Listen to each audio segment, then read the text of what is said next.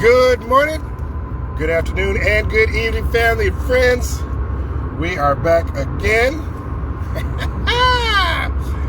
And no, you did not miss my video from yesterday. I did not make one because I wanted to make sure there were going to be no shenanigans from the Republicans. And lo and behold, the hammers started falling. They started dropping. They started getting pounded. As soon as, remember I told you the other day, the reasons why I thought that they reopened the government, okay? One, everybody's going to get their holiday snap. They're going to be able to fly around the country, all those things for the holidays. Well, the next vote on the appropriation for subsidies is going to be January. So after the holidays, the government might be shut back down. Now, this is just a theory. I can't see the future. I just made some pretty good guesses, and I would not be surprised if the Democrats keep the government shut down until election time around September or October of next year. So, keep that in mind. Make sure you stock up in December. Make sure that you are prepped in case January is a lean month. January, February, etc. Okay? Now, that aside,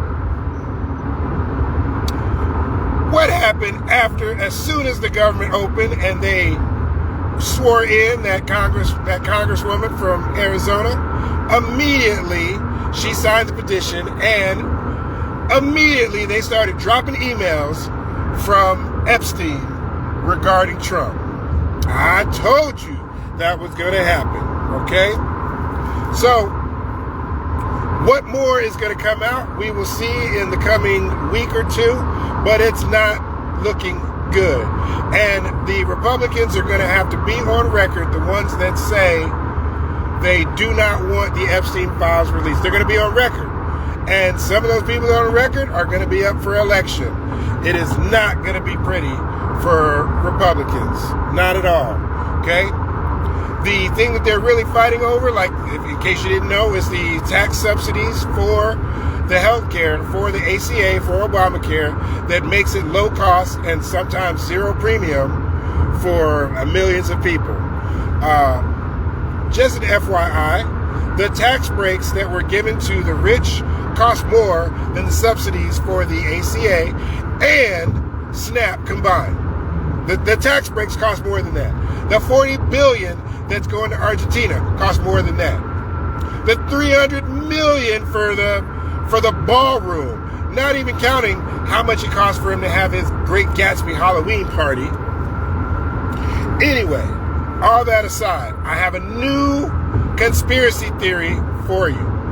Now, understand this is purely conspiracy theory, but I will not be surprised if it gets picked up by some MAGA.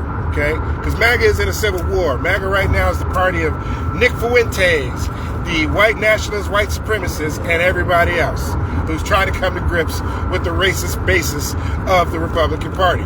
Here's a conspiracy.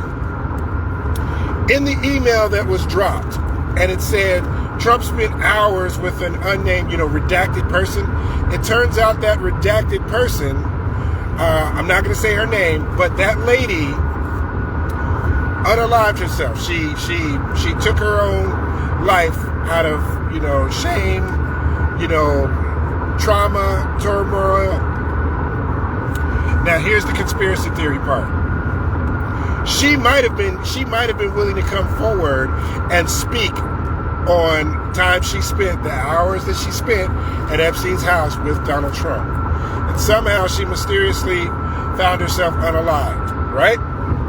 Well, didn't that also happen to Epstein while he was in custody? He mysteriously unalived himself. If they can get to you in jail, they can certainly get to you when you're not in jail. Again, pure conspiracy theory, but it's one of those things that makes you go, I'm not saying that that's what happened.